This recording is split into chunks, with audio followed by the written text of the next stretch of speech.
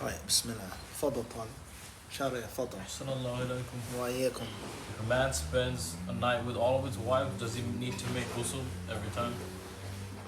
طيب. When a man is intimate with more than one wife, does he have to make ghusl in between? No. It's recommended though, but not necessarily mandatory or obligatory. Wallahu alam. Abir. What's when it comes to sitting and the whole concept of guilty by association, what's the kind of, the balanced approach according to the Salaf when it comes to sitting with someone who sat with someone who sat with someone who was the innovator? Understood. Sharing the table, sharing the... Understood. Well, in general, that's nonsense. We don't have anything on you. You didn't do or say anything wrong, but you're friends with a person who sat with a person who visited a person who, that's kalam fadli. And not only is that stupidity, but that would literally make and mean there's no connection, there are no ties, there's no cooperation, period, except with a small selected group of people that are from A to Z 100% the same. And that is, in my humble opinion, one of the objectives of that made-up methodology. Is to cause as much destruction, ruin, and havoc to the Muslims as possible. And to make as much separation and disunity as possible. And the most dangerous thing about this is that all of this is done in the name of the purest strand of Islam. The way of the Salaf. It's evil. Okay? And that's what it boils down to. There's no calling, there's no this, unless it's, narrow, then you can go here, you can say this, and if that's not the case, it makes no sense. And we see the fruits of that, unfortunately. And Islamically, let alone intellectually, that's what, just so I go somewhere that means I have to agree with everything that you say? For me to take an advantage and an opportunity to give da'wah, means I have to agree with everything that you say from A to Z. Is that even possible? And that would mean, and Allah knows best, that a person is going to preach to the preached forever. And preach with the preached forever. That makes no sense. Wallahu a'lam. Fadl. Assalamu alaikum, Shaykh. Wa salam wa barakatuh. My question is regards to your lecture in which you said accepting a gift from a woman. What if the woman giving you the gift is another woman? She gives you a woman, recommends you another woman as a wife to you. Understood. Then that's even more dangerous. Yeah, I understand your question. That's even more dangerous now. One woman says, marry this woman. I'm gifting you. I'm networking you for free. That's even what? Even more dangerous. Be very careful. Wallahu alam. Alright? The Quran clearly tells us about طيب خيرا. No more questions about polygamy or polygyny if you don't got more than one wife. That's a fact. Yeah. صح? That makes sense, شويب? تفضل يا أخي. هل يستحب أو يجب على الرجل إذا كان مع زوجه مرتين في ليلة أن يغتسل أو يتوضأ بعد المرة الأولى؟ لا، لكن على سبيل الاستحباب. وكما جاء في الحديث فليتوضأ بينهما وضوءا. كما جاء في رواية أنه أنشط للعود. فالرجل إذا اتصل بزوجته أو زوجه كلاهما يصح استحب له أن يغتسل بين الأولى والثانية، المرة الأولى والثانية، كذلك الوضوء لأنه يكون أنشط، تعود إليه قوته وطاقته، ويكون أطهر كذلك، يكون يستعيد القوة وكل شيء. الماء له أثر، الماء البارد له إيش؟ له أثر على الجسم، لا شك في ذلك. والله أعلم. وإياكم. أحسن الله إليكم. A brother says he had pornographic addiction. Now he worries that he won't be able to please his wife or be a man because he abuses youth. How can he recover himself? Yeah. A man who suffers from an addiction to pornography, unfortunately, he's afraid or he's scared, he gets married, he won't be able to, etc. Let him get the necessary treatment. Let him get the necessary treatment. The spiritual treatment, of course. That's first and foremost. The spiritual purification is tazkiyah, literally. You have to be cleansed spiritually. Your soul has become defiled through that filth. وَلَا حَوْلَ وَلَا قُوَّةَ إِلَّا بِاللَّهِ. Mental healing. Scars that are left. Some scar tissue can be removed. Some scar tissue will what? Will remain. And of course is the physical, let alone the economic problems of pornography, but the concept of the physical harm and suffering from some type of dysfunction. You don't have the ability to get an erection or keep an erection, or it takes you a very, very, very long time to reach climax and ejaculate, which can become harmful for you, harmful for your wife. There's so many problems that come from addiction to pornography, which is 99% of the times associated with chronic masturbation. They go hand in hand. So it's a problem. So you need to get healed, inshallah. And of course, there are things to do. There are foods, drinks, different things you can take which can help your body return back to its natural state. And as we said before, FYI, of course, there's no shyness in the deen. That's a big problem in the world today. And you will be shocked at what the statistics say about how many men suffer from erectile dysfunction disorder. Muslims included in that, in which the car doesn't what? Don't start up, or the engine start up, but what?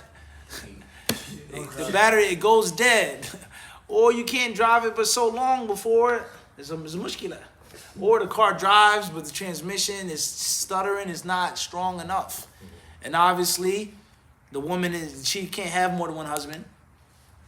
She doesn't have 2-3 husbands. She has one husband. So if you're not delivering, she's stuck between a what? Maybe even not even that, huh? Allah musta'an. Next question. Wala hawla wala quwwata illa billah. Shuaib. Sheikh, I was recently taught the rules, the instructions, and strategies of playing the game of Chess? Understood. Well, many scholars, if not most of them, hold the view that chess is haram.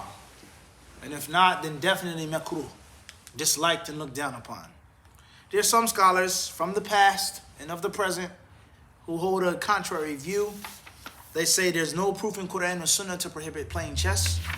And as long as a person makes the salat on time, he doesn't waste too much time, he doesn't necessarily play with a crucifix or an idol, etc., he doesn't gamble, then it says lawful. So there are different views of the scholars of Islam on that. It isn't an issue of consensus. It isn't an issue of ijma'. If you're going to play chess, then like anything else, you have to do it with balance and moderation. Like anything else, it can't involve a direct haram activity. It can't be a means of gambling, and you have to get something from it. But what I will say, many people, I don't know why this is the case. They'll attack chess.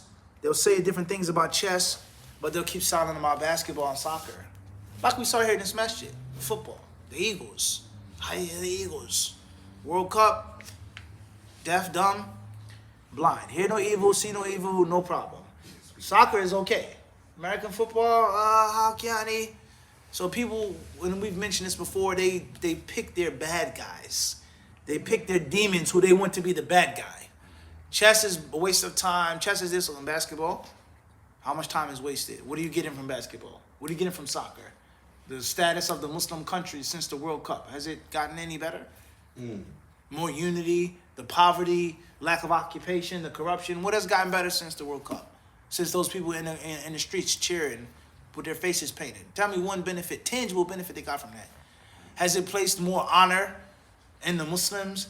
More fear in the hearts of the kuffar from the Muslims? Abadan, wala shay, nothing.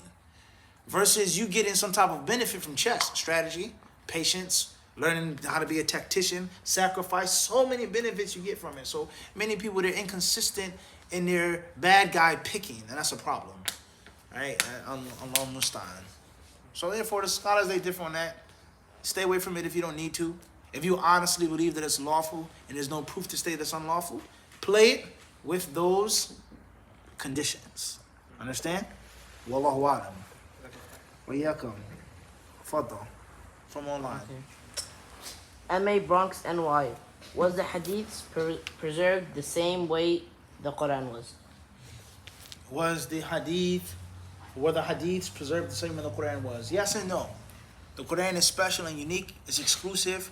Certain things that it enjoys that nothing else enjoys. So that's the no part. And the yes part of for sure, the hadith is revelation. The hadith is an interpretation of the Quran. So if the Quran is going to be preserved, then that which is its interpretation must also be preserved. We've explained all of that in several different series and workshops, the compilation of the Sunnah. Wallahu alam. Next question. CW, Oakland, California. Assalamu alaikum, Sheikh Mufti. Is it necessary that socks be past the ankle for us to wipe them? Not necessarily. You can wipe over a sock that's under the ankle or ankle sock. And the safest thing is to have the sock above your ankle, the ball of your ankle. That's the safest thing to do. Wallahu alam. Bronx NYTA. Should extra tajweed rules be applied when giving the adhan, such as idgham? When giving adhan for Fajr and you say as-salatu khayrun min an-nawm, idgham on the meme after the ra tanween. I would say, Wallahu alam is an option. If you want to recite the adhan, make the adhan without the rules of tajweed, fine. If you want to recite or make the adhan with the rules of tajweed, hasan, inshallah ta'ala. La haraj, wallahu alam. BA Harlem NY. Other than Aisha radiallahu anha, was there any other sahabas married young for amongst the men or women? Besides Aisha radiallahu anha, were there any other sahaba that were married at a very young age? طيب. There are some narrations, some scholars mention that. طيب. We don't want to mention that right now. That's a longer discussion with regards to Aisha radiallahu anha. What's important is, I don't know of any specific examples of Aisha radiallahu anha or someone else getting married in that manner at a very young age. Whether she was 9 or whether she was 18. Obviously, if she was 18 when the Prophet married her, then of course there'll be countless examples, people getting married before that, 15, 16, in that society. As far as 9 or 6, I don't know of any specific things from the Sahaba off the top of my head, but the concept of what we call an arranged marriage is well known. It's well known to this very day in many societies, let alone 1400 years ago in Arabia, of a family arranging a marriage between two young children or a grown man and a younger woman. And when she reaches this age, she'll go live with you, etc., etc. Wallahu ta'ala alam. OS Matthews NC. Assalamu alaikum. I have applied to a few universities in Saudi to seek knowledge, inshallah. Do you have any recommendations for other universities or institutes in other countries? When I was in San Diego just now, an older brother, I believe he was from Somalia. I'm not sure, but I believe it's possible. Definitely, I feel from East Africa. He gave me advice. He said, Sheikh, on your websites, could you please make a tab for people to click on to apply to different schools or whatever, so on and so forth, especially Medina. I said, that's a good idea. If we're encouraging them to seek knowledge, why not try to make it as easy as possible? So we'll try to add that or add those tabs. As far as the advice on specific schools, and there are many. There are many. Some schools are better than others. In general, every school has its virtue, or some countries are better than others or easier than others. Some offer full scholarships versus part-time scholarships. Some schools offer a curriculum that we agree with, aqidah-wise or fiqh-wise. Some schools may offer scholarships or opportunities. It's beneficial, but we may say we don't believe in that aqidah. And if you are going to go to that school, then you have to be mindful and cautious. Wallahu alam. HS Dubai UAE. What is a ruling on watching educational videos or nature documentaries which have background music? طيب. Try your best, bidnillahi ta'ala, to find a video, an educational video that doesn't have the background music. You stay away from that which you see as harmful to your deen. And you don't bring about benefit at the expense of harm. Right? As the poet said, La marhaban Okay, you don't welcome something يعني بالشر يعني عادة بالضرر, something that ends up يعني hurting you in the end. As far as those who say that music that doesn't have a foul meaning or foul lyrics, and it doesn't incite one's sexual desires, and it doesn't cause fitna, then that's a different story. Or those who may say that you can watch a program with background music because the background music isn't your objective. It's not what you're looking for. It's not like turning on the music, I want to dance, I want to be entertained by this music, versus I'm watching the documentary, I'm watching the news, I'm watching the beneficial stuff, and there happens to be some music from time to time. Some scholars say that as well. Some scholars hold that view. All right? So there are different views with regards to music being absolutely haram, period, bottom line. And there are different views with regards to some music being haram, others not.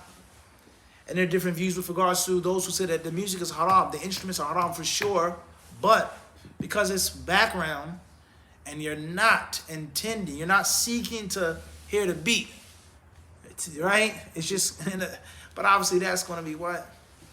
It's problematic, and it's a slippery slope because the background music of this nature documentary is nice.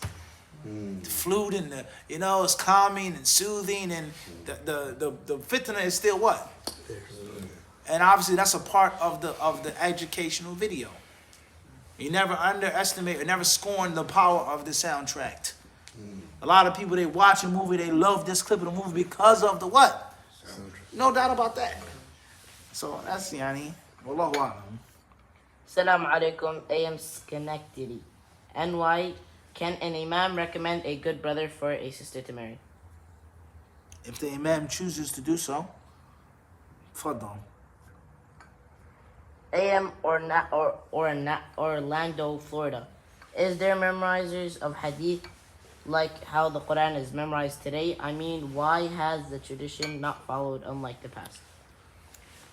There are people who memorize hadiths like in the past. One of the reasons why it's not the same as the past is because of the need. And does that need still exist when the books are put together and condensed? Why memorize, a person may ask, all of Bukhari and then all of Muslim separately when there's Lu'lu al Marjan? Right? Wallahu alam. EC from Stuttgart, Germany. I've heard a talib al-ilm say one can't necessarily say that plucking eyebrows is a big sin. Some scholars said it's a small sin. Does that mean these say you're not cursed then? The hadith mentions la'ana, cursed. Period. End of discussion. I am from Morristown and New Jersey. Assalamu alaikum, WRB Mufti. May Allah subhanahu wa ta'ala bless you and reward you. Does a man have to pay child support if the wife lies in court for establishing divorce? Alright, this will be our last question tonight. Unfortunately, paying child support based off a woman lying. These children don't live with you anymore. You have to provide some type of maintenance and support for them. How much? Is she exaggerating? Is she making up numbers, etc.? Al-Muhim, they are your children. That's the bottom line. And there's no free ride when you have children. Period. It's that simple. Of course, we know the long discussion. She's trying to steal my money. The kids don't need that. We know how it goes back and forth. A woman says the man isn't there. You don't know what the children need. You give me $50 for 5 kids and say, Bismillah. It's an insult. You can't buy a pair of sneakers with that money. You can't get food, cab fare. There's so many different expenses in our modern time. So what is the middle course? What's the middle? The middle is, first and foremost, try your best. Well, first and foremost is be careful who you marry, for men and for women. This is a real statement. Be careful where you place your, be careful. That's reality. And after that, you get divorced, things don't work out, you guys are lovey-dovey, sharing an ice cream cone together, next thing you know, I hate you. You're the worst person God created. You're the vilest creature on the face of the earth. This is what happens when people get divorced. Yesterday, walking in the meadows, the flowers blowing, skipping, holding hands, sharing an ice cream cone. Wallahi. Tomorrow, I hate you. I curse the day I met you.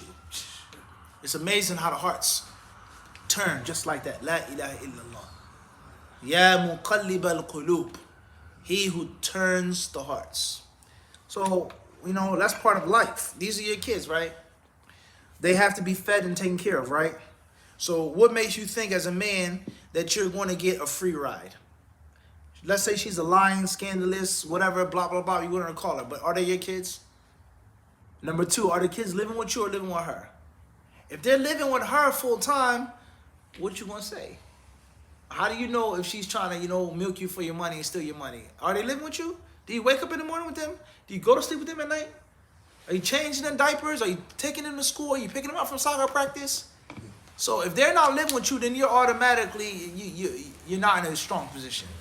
And there's not but so much complaining you can do when the children live with you full time. And that's a fact. But most men, they don't want to live up to that. Are you willing to take the kids? Split the time? Not even. So how you going to accuse her of being a usurper? But they're with her day and night. Gas, electric, internet, 1,000 expenses you don't know about. So that's first and foremost. Advice to the woman is, why would you want to make things hard for your children's father? Why would you want to make their relationship rockier than what it already is?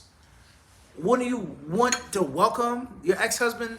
Wouldn't you want to make things easy and facilitate it for him to see them as much as you possibly can? Wouldn't things be less stressful, less anxious for you if you weren't in and out of court fighting and arguing, disrespecting each other?